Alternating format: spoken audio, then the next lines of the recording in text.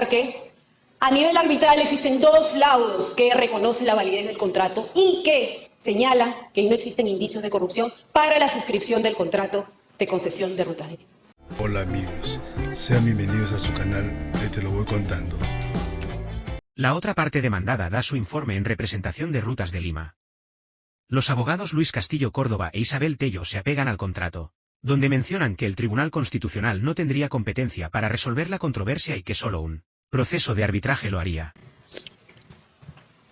La procedencia de una demanda constitucional como la de habeas corpus descansa irremediablemente en la concurrencia de 2 elementos, que son además esenciales.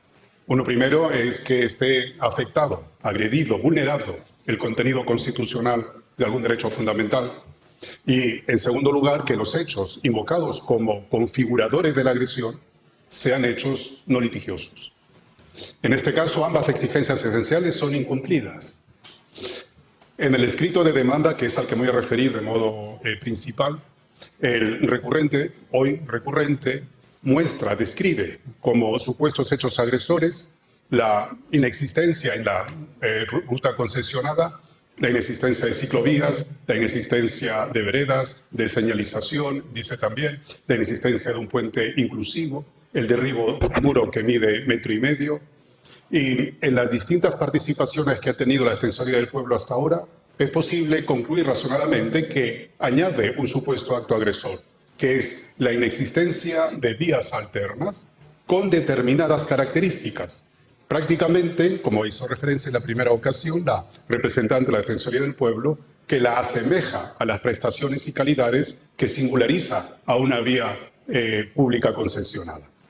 En referencia a las primeras supuestos hechos agresores, es muy claro, permítame decirlo de esta manera, señor magistrado, que el recurrente describe, menciona los hechos, pero no da ni una sola razón para sostener cómo el hecho jurídicamente significa la negación de algún elemento que conforme el contenido constitucional de algunos de los derechos que invoca. Parece incurrir en un grave error. Confunde el límite con la agresión. Desde luego que un peaje limita la libertad de tránsito, pero no todo límite significa, por esa sola razón, la agresión del contenido constitucional de un derecho fundamental.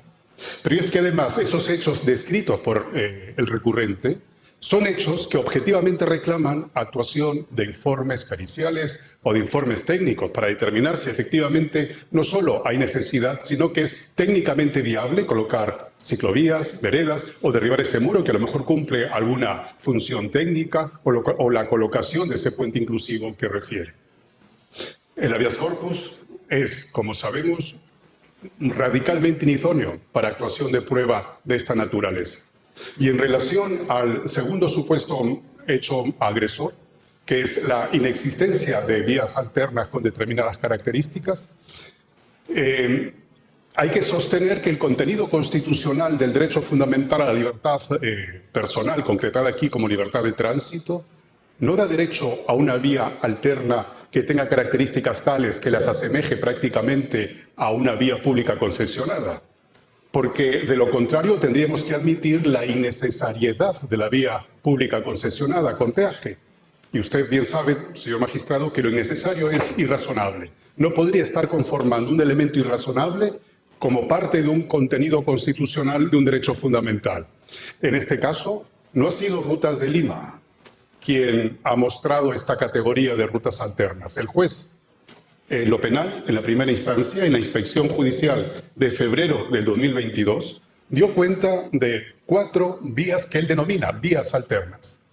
En este proceso, en esta instancia, la Municipalidad Metropolitana de Lima ha incorporado como medio de prueba el informe D00166-2023.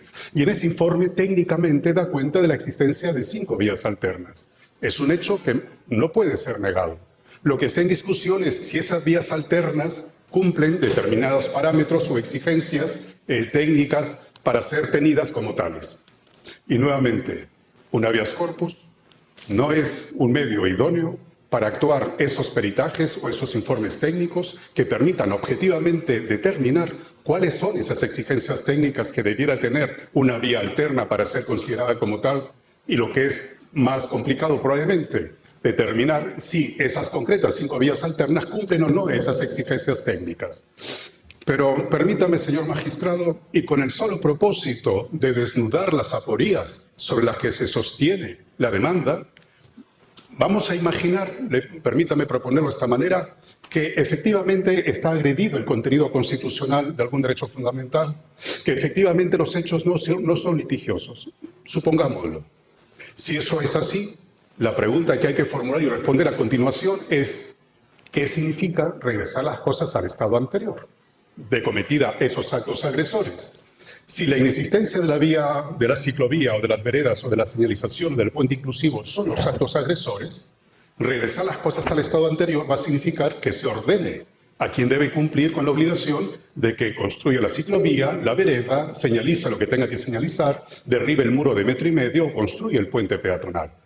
Es irrazonable pretender que a partir de esos actos agresores la respuesta a regresar las cosas al estado anterior sea el derribo de las casetas del peaje.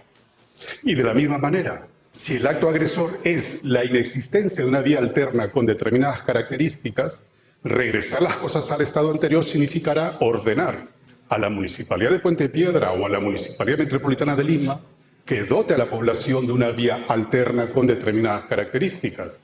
Regresar las cosas al estado anterior, ahí no va a significar el derribo de las casetas del peaje.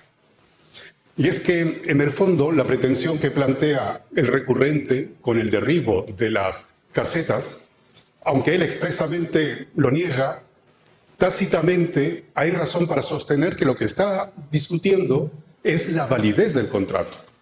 Solo si el contrato es inválido, habrá causa para derribar esas casetas. O solo si la ejecución de ese contrato es inválido, habrá causa para derribar esas casetas.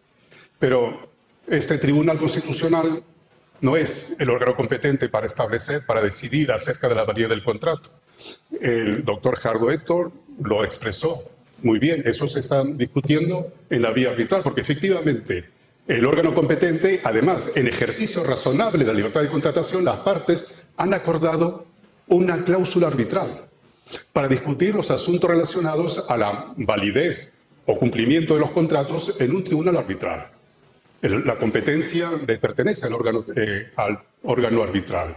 Y el instrumento procesal idóneo no es el habeas corpus para determinar si es válida o no un contrato de concesión, sino ese proceso arbitral con una ensanchada etapa de actuación de prueba que el proceso de habeas corpus carece. Y permítame finalizar, le ruego, con 2 ideas más. Puntos de fuga, se ha invocado la cláusula contractual número 17.7,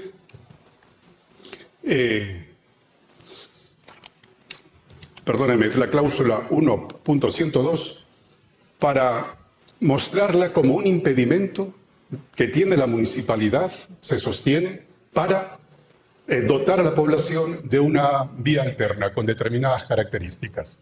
Como bien leyó la representante de la municipalidad, como bien refirió, perdón, la representante de la municipalidad, y leyó en parte también el señor alcalde, efectivamente se define de esa manera: acción u omisión de cualquier autoridad gubernamental susceptible de afectar los ingresos del concesionario, tales como la construcción o mejoramiento o ampliación de las vías que intercepten o atraviesen a la concesión. Si la vía alterna no intercepta o no atraviesa la concesión, no configura punto de fuga. La obligación de la municipalidad, la distrital o la metropolitana de Lima, es efectivamente también, como lo dijo el doctor Eto Cruz, ¿no?, estar atenta a la necesidad de la población. En este punto, eso se concreta dotándoles de vías alternas que no intercepten la concesión. Parece razonable. Y finalmente, la localización del peaje no lo ha decidido Rutas de Lima. El peaje, termino aquí, señor magistrado, el peaje existe hace 30 años. El peaje no lo ha colocado ahí Rutas de Lima. Se le concesionó un peaje ya preexistente. Y Que esté ahí y no en otra zona más o menos pudiente no es desde luego voluntad de Rutas de Lima. Por esas consideraciones, señor magistrado, reiteramos al alto tribunal al cual usted pertenece y honra que el recurso agravio constitucional sea desestimado. Muchas gracias. Solamente una preguntita, doctor Castillo, me permite. Entendía que esa caseta era preexistente, pero ¿pasa igual con las otras casetas de esa concesión? No. Perdóneme. ¿Pero pasa igual con las otras casetas de esa concesión o no? ¿Todas eran preexistentes o solamente esa? Sí. Permítame, por favor. Ok. Mi disculpa, doctor. No, Muchas gracias, señor magistrado. Efectivamente, tienen más de 30 años de antigüedad las casetas de peaje, tanto de Lima Norte y Lima Sur. Esto ha sido acreditado en el mismo proceso judicial a través del oficio que fue emitido por la Municipalidad de Lima, mediante los cuales entregaba a Rutas de Lima, la concesionaria, las unidades de peajes y los bienes reversibles. Tiene más de 30 años de antigüedad, reitero, y eran preexistentes al contrato de concesión. Si me permite, antes de su conclusión, para acabar la pregunta, ¿solo esa caseta o todas? Todas las casetas que engloban la concesión. Continúe, doctor. Bueno, quisiera precisar 4 puntos, señor magistrado. En primer lugar, enfatizar que las vías alternas son diferentes a los puntos de fuga. El alcalde, en la definición de puntos de fuga, estratégicamente ha suprimido la definición de punto de fuga para solamente ceñirse a mencionar que punto de fuga es aquella vía que causa un perjuicio económico a la concesionaria. Pero lo cierto es, señor magistrado, que se olvidan los otros 2 requisitos que requiere una vía para ser calificada como punto de fuga. En primer lugar, que intercepte la vía concesionada. En segundo lugar, que atraviese la vía concesionada. Una vía alterna nunca va a constituir un punto de fuga si no intercepta o no atraviesa la vía concesionada. El contrato de concesión, podemos ver en la presentación que estamos proyectando la diferencia. La vía concesionada, lo que constituiría el punto de fuga, que es lo que atraviesa o intercepta la vía concesionada, y cuál es la vía alterna, la vía paralela, no necesariamente una vía paralela, también puede ser una vía alternativa a la vía concesionada, siempre y cuando no intercepte o atraviese la vía concesionada. El contrato de concesión, señor magistrado, no tiene por qué regular la vía alterna, únicamente se pronuncia por los puntos de fuga, estableciendo una compensación económica si se da el lugar a su constitución. No es cierto, señor magistrado, que se demandaría a la Municipalidad de Lima en caso que mejore la infraestructura de las vías alternas. Un ejemplo de ello es el caso de la antigua Panamericana Sur. No sé si podemos retroceder. Podemos ver en pantalla que efectivamente, antiguamente la antigua Panamericana Sur tenía una infraestructura, no tenía una buena infraestructura, y actualmente la infraestructura está en óptimas condiciones en la antigua Panamericana Sur, y por eso no ha sido demandada a la Municipalidad de Lima. La Municipalidad de Lima y el gobierno distrital son los entes encargados de la conservación, el mantenimiento y la operación de las vías alternas, pero sin embargo no cumplen con esa función y pretenden atribuir esa responsabilidad a Rutas de Lima cuando eso no es lo establecido por ley. Además, señor magistrado, como segundo punto, quiero incidir en que la única autoridad que puede establecer la responsabilidad penal por los hechos alegados por los demandantes, y en este caso por la Municipalidad de Lima, es un juez penal a través de una sentencia condenatoria firme. Actualmente, el caso proyectado, el caso de Susana Villarán, se encuentra en trámite, recién han concluido investigación, nos encontramos al inicio de la etapa intermedia, aún no hay un pronunciamiento firme, ni siquiera de primera instancia. Como tercer punto, señor magistrado, el alcalde mencionó que existen sendos procesos judiciales de habeas corpus contra el peaje. Sí, eso es cierto, pero olvida mencionar que todos ellos han sido desestimados. 39 habeas corpus en Lurín han sido desestimados, dándole la razón a Rutas de Lima. Recientemente, el año 2023, interpuso una demanda de habeas corpus el señor Gerardo Widowski por el peaje Chillón, el cual recientemente hemos sido notificados con una demanda desestimatoria por el peaje de Puente Piedra. Actualmente solamente existe en trámite el caso que nos ocupa, señor magistrado. Y finalmente, ya para terminar, quiero mencionar que a nivel arbitral existen 2 laudos que reconocen la validez del contrato y que señalan que no existen indicios de corrupción para la suscripción del contrato de concesión de Rutas de Lima. Muchas gracias.